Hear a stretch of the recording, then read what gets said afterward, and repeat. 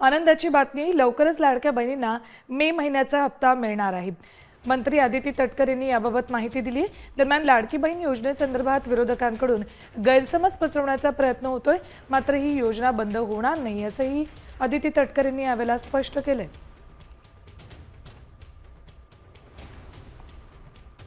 लाडक्या बहिणीचा मे महिन्याचा हप्ता हा लाडक्या बहिणींच्या थेट खात्यामध्ये वितरित केला जाईल।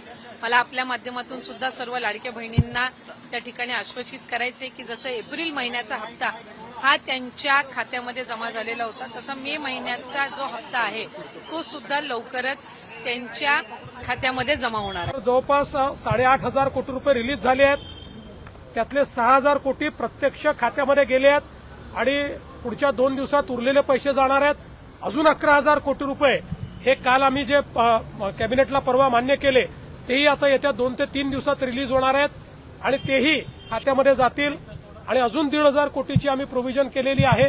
त्यामुळे आता या खात्यामध्ये पैसे जाणं हे महत्वाचं आहे, ते आम्ही जाणं सुरू केलेलं आहे आणि माझा अंदाज आहे की पुढच्या 15 ते 20 दिवसात 90% ते पैसे पोचून जातील। 10% कदाचित अनेक वेळा आम्हाला अनुभव खात्याच्या अडचणी असतात, त्या जाऊन सोडवाव्या लागतात, मल्टिपल खाती असतात, अशा प्रकारच्या गोष्टी असतात।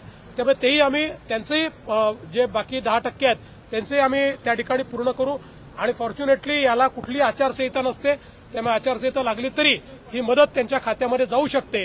त्यामुळे आम्ही त्यांना समजावून सांगितलं की पहिल्यांदा ही मदत देणं हे महत्वाचं आहे, त्यामुळे ती मदत आम्ही देऊ